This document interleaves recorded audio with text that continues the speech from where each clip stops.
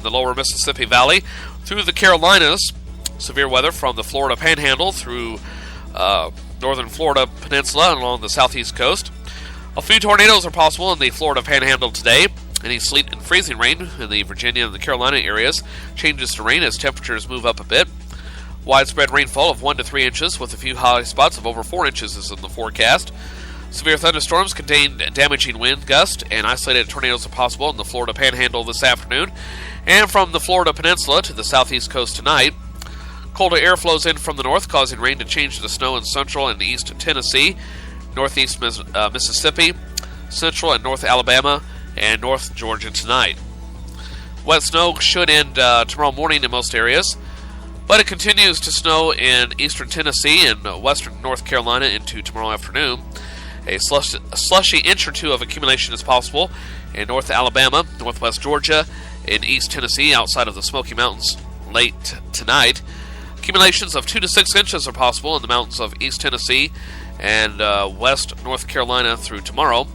Off into the northeast, well, here's what you can expect. Winter storm Boreas has a big impact on the region through tomorrow. Icy conditions make for tricky travel this morning in West Virginia, Western Maryland, Eastern West Virginia, and South Central Pennsylvania. Temperatures should warm above the freezing mark by early afternoon, changing the ice to rain in those areas. Rain falls from eastern Virginia through southern New England today. Snow flies from northern West Virginia and western Pennsylvania through northern New England today. Tonight the snow continues in western Pennsylvania and western New York, but mixes with and changes to ice in central and east New York and northern New England. Heavy rains falls from Virginia to southern New England tonight. Tomorrow, the heavy rain shifts into New England with lighter rain expected to the south. Snow continues from West Virginia to western New York tomorrow. Rain changes to snow from western Virginia to northern New York during the day tomorrow. Rainfall totals of 1 to 3 inches from Virginia to New England. Snow should be heaviest from west Pennsylvania through north New York with 8 to 18 inches possible. Here in the Midwest, well, winter storm Boreas impacts the upper Ohio Valley with a wintry mix of rain, ice, and snow into tomorrow. All snow is forecast in central and northern Ohio. A mix of rain, sleet, and snow becomes all snow in southern Indiana, southern Ohio, and eastern Kentucky for today and tonight. Snowfall of 6 to 8 inches is likely in eastern Ohio, with 1 to 6 inches possible in central and south Ohio and eastern Kentucky. Locally heavy lake snow. Let's try that again. Locally heavy lake effect snow occurs in north and west Michigan and northwest Indiana into tomorrow. Accumulation of a half foot to a foot with locally higher amounts are likely near the shores of Lake Superior in Michigan's upper peninsula and in northwest Indiana. The remainder of the region should be quiet but chilly for today and tomorrow. And finally out west, mainly quiet conditions across the region through tomorrow. A few showers flirt with the coast from northwest California to Washington tonight and early tomorrow. Stagnant air in northeast Oregon and east Washington will bring about increased air pollution over the next couple of days. Residents with respiratory illnesses should take extra precautions in those areas. Temperatures will actually be mild across the region, with highs in the 40s and 50s in the northwest and Intermountain West. Highs will reach in the 60s and 70s from California through southern Arizona. And that, my friends, is a look at the nationwide weather forecast, which you can get 24/7 by going to my website at tinyurl.com/Gunther'sHouse or /GuntherMobile, and it'll take you directly to the Weather Channel's website. The Kirksville area weather forecast is calling for, hold on just a moment here as I refresh my screen here. Calling for mostly sunny skies this afternoon. Temperatures around the freezing mark. North to northwesterly winds at 15 to 20 miles an hour, with wind gusts up to about 20 miles per hour. For tonight, becoming mostly clear, and lows around 11 above. Wind chill values of 1 below to 9 above. North winds at about 10 to 20 miles per hour. Wind gust up to 30 miles per hour. Then for tomorrow, a little bit colder, under sunny skies, highs in the mid-20s. Wind chill values of 5 below to 10 above. North to northwesterly winds at 5 to 10 miles an hour. A few clouds for tomorrow night, lows in the mid-teens. Calm winds shifting to the south at about 5 miles per hour after midnight. For Thanksgiving Day, calling for mostly sunny skies, a little bit warmer, highs in the mid-30s, lows around 20. South winds at 5 to 10 miles an hour. Friday, mostly sunny skies, highs in the upper 30s, lows in the mid-20s. Sunny skies on Saturday, highs in the lower 40s, lows in the lower 30s. For the same for Sunday and into Monday, with the chance of drizzle by Sunday night lasting into Monday. All right, take a look at conditions across the Show Me State and across the region. Cloudy skies, 34 degrees at KCI Airport. Cloudy, 33 at St. Joe. Partly sunny, 39 at Sedalia. 34 and partly sunny in Kirksville. 34 and cloudy in Moberly. 40 under cloudy skies in St. Louis. 39 and sunny in Jefferson City. Topeka reporting cloudy in 34. 33 at Manhattan. 39 and sunny in Wichita. Des Moines checking in with sunny skies, 28 degrees. Lamoni, 32 and cloudy. Locally, winds are out of the north at about 15 miles an hour, gusting up to 25 miles per hour. Relative humidity at 64%. Wind chill index reading of 23 degrees. And the barometric pressure is steady at 30.19 inches of mercury. And that, my friends, is a look at the weather forecast for the Kirksville, Missouri region, and again for the United States of America. All right. And let's see what I have for you now. Coming up in a few minutes of celebrity birthdays, today in history, the CBS World News Roundup, plus a whole lot more. That includes the Composer's Datebook, Writer's Almanac, with Mr. Garrison Keeler. Well, he's standing by in the wings and is ready to entertain us. So we'll take care of that right after this. So stick around. More First Cup. Yeah, I'm stalling for time here, waiting for something to load, and it is sweet time. So load that, and away we go. All right, turn this off, pull this up, and I'll hit this, and then I'll hit this. What's the story, Noam? Thirsty guy walks into a bar. You finish it. It's Miller time! So ask yourself, what's in your wallet?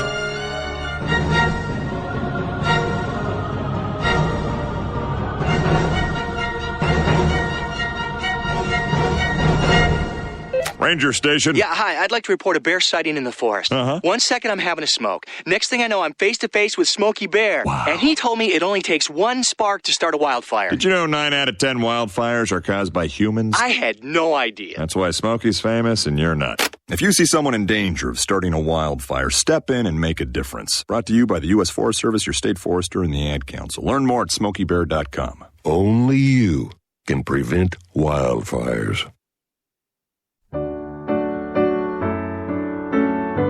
And here is the Writer's Almanac for Tuesday, the 26th of November, 2013.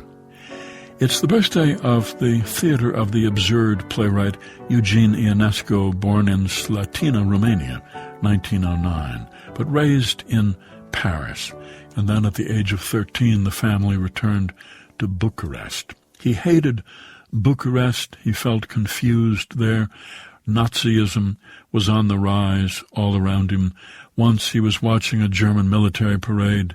He watched a lieutenant rush up to a peasant who was standing nearby and slapped him and shouted at him for not removing his hat when he saw the Nazi flag.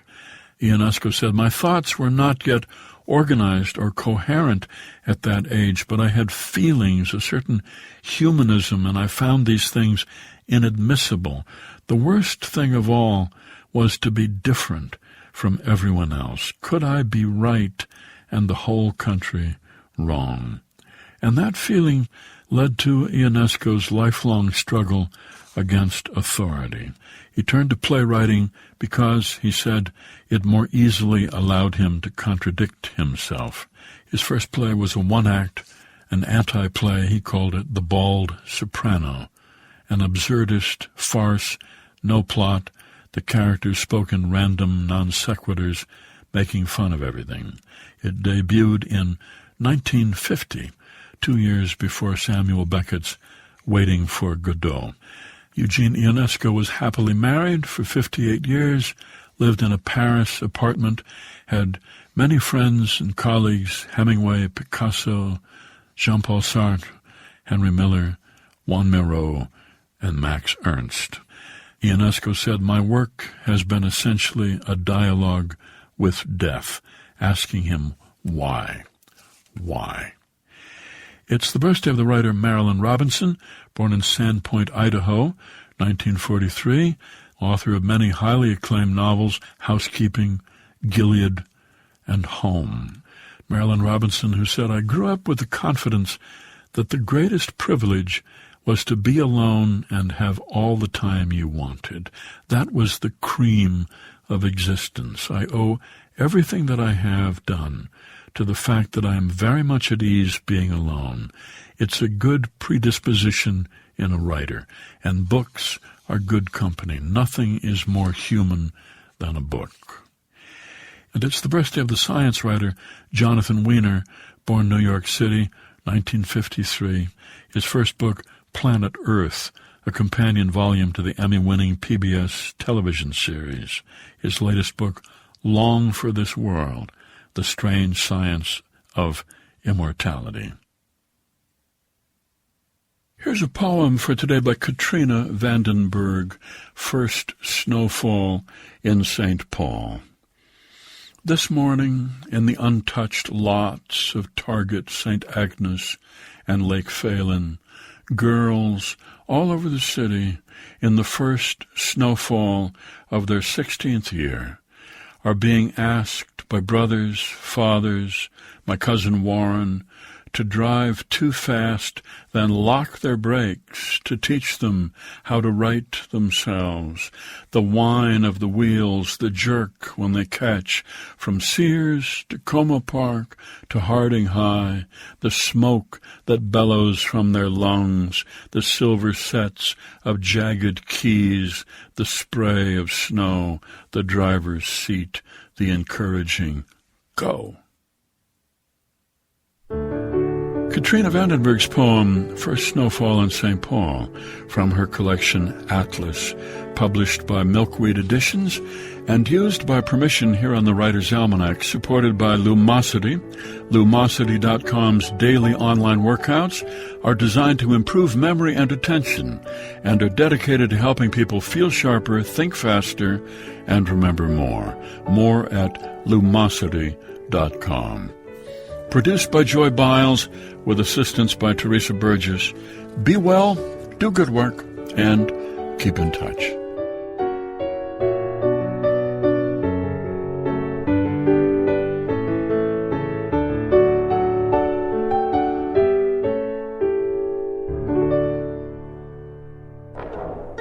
This is the Composer's Datebook for November 26th. I'm John Zeck. On today's date in 1997, violinist Joshua Bell and the San Francisco Symphony presented the first performance of this music, an 18-minute chaconne for violin and orchestra by the American composer John Corigliano.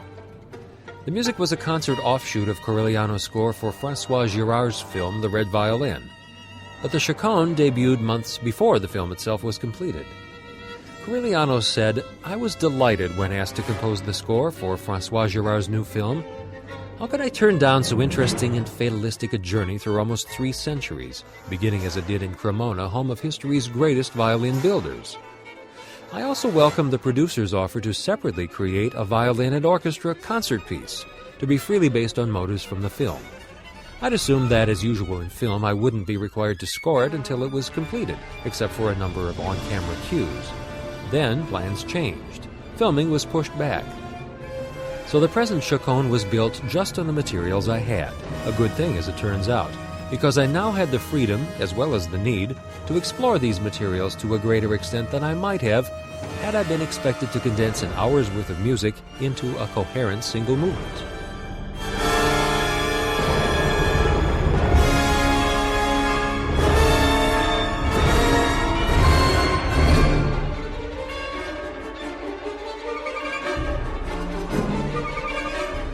For more interesting stories on how music comes about, check out our website, composersdatebook.org.